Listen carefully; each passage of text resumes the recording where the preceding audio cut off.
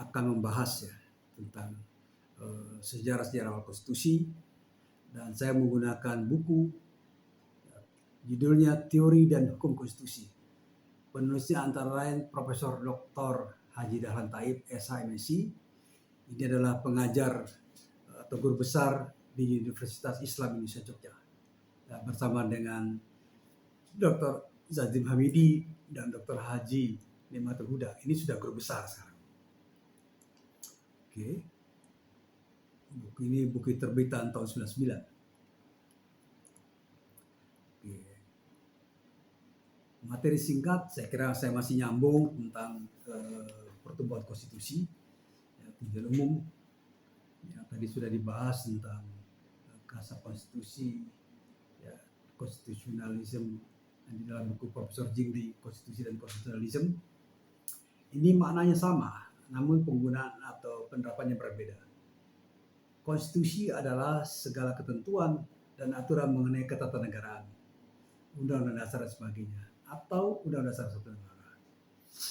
Dengan kata lain, segala tindakan atau perilaku orang maupun penguasa berupa kebijakan yang tidak didasarkan atau menyimpan konstitusi.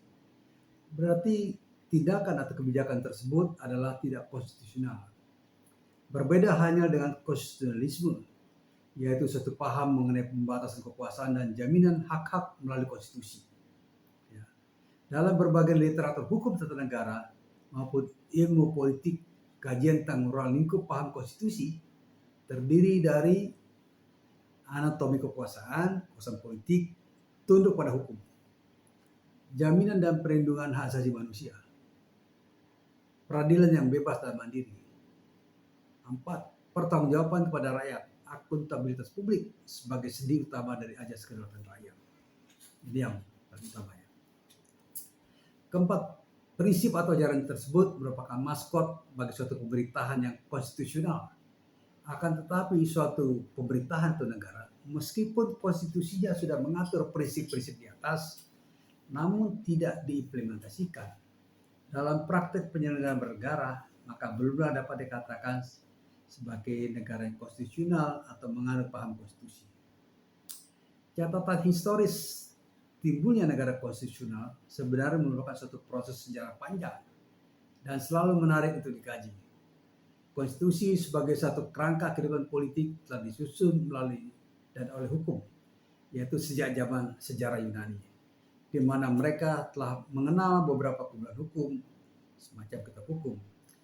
Pada masa kejayaannya antara tahun 624 sampai 404 sebelum Masehi, Athena telah pernah mempunyai tidak kurang dari 11 konstitusi.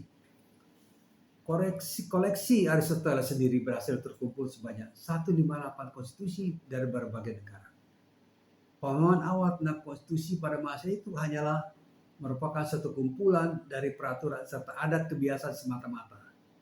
Kemudian pada masa Kekaisaran Romawi, pengertian constitution memperoleh tambahan arti sebagai satu kumpulan ketentuan serta peraturan dibuat oleh para kaisar atau para preator. Termasuk di dalamnya pernyataan-pernyataan pendapat dari para ahli hukum atau negarawan serta adat kebiasaan setempat. Di samping undang-undang, konstitusi Roma mempunyai pengaruh cukup besar sampai abad pertengahan, di mana konsep tentang kekuasaan tertinggi atau ultimate power dari para kaisar Roma telah menjelma dalam bentuk L'état Général di Prancis. Bahkan kegandrungan orang Romawi akan Ordo et Unitas telah memberi inspirasi bagi tumbuhnya paham demokrasi perwakilan dan nasionalisme. Dua paham ini merupakan cikal bakal munculnya paham konstitusionalisme modern. Pada zaman abad pertengahan, corak konstitusionalisme bergeser ke arah feodalisme.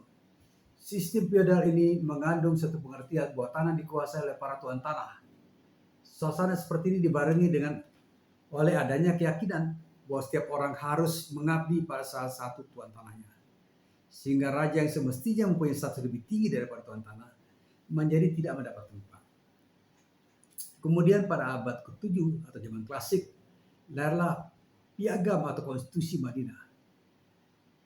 Piagam Madinah adalah konstitusi negara Madinah yang dibentuk pada awal masa klasik Islam, tepatnya sekitar tahun 622 Masehi. Ya, di Eropa kontinental pihak raja lah yang memperoleh kemenangan yang ditandai oleh semakin kokohnya absolutisme, khususnya di Prancis, Rusia, Prusia, dan Austria pada abad ke-15.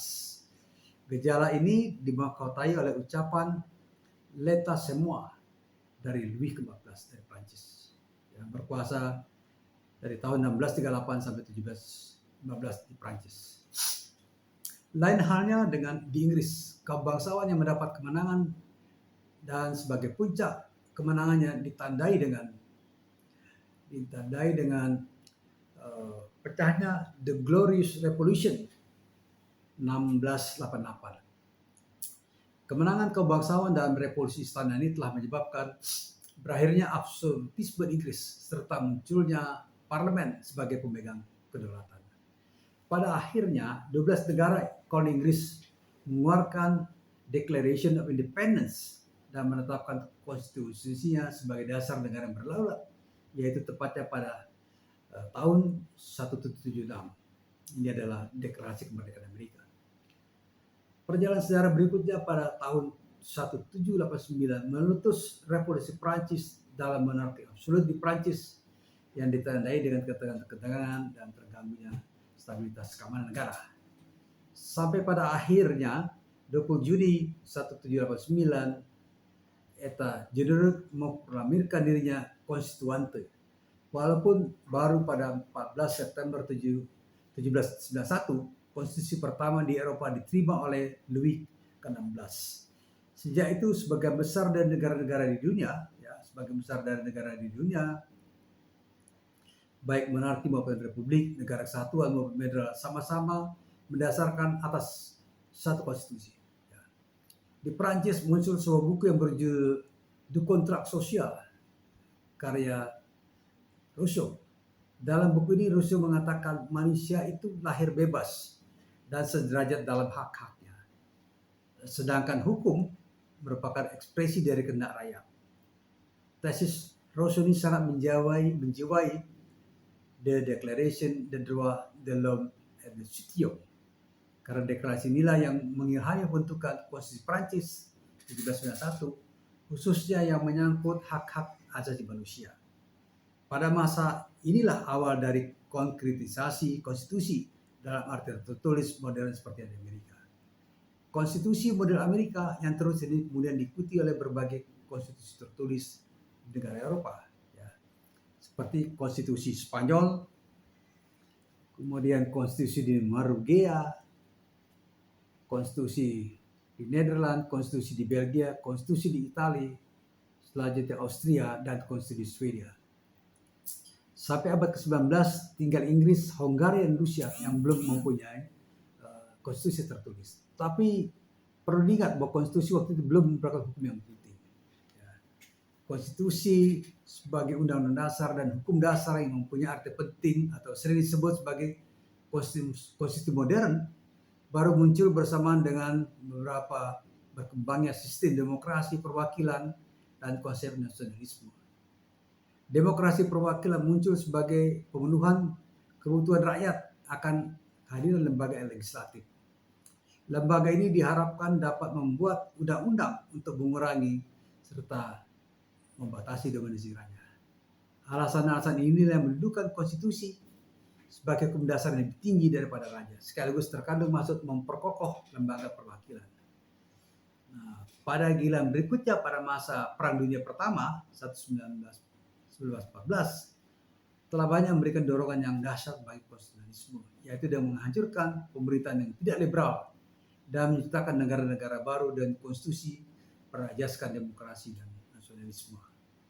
Upaya ini dikonkretkan dengan didirikannya Liga Bangsa-Bangsa untuk Perdamaian Dunia.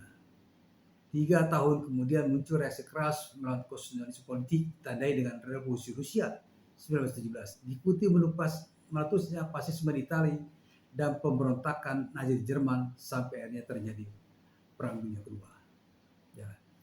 Pengaruh Perang Dunia Kedua terhadap konstitusionalisme jauh lebih parah dibandingkan pada masa Perang Dunia Pertama.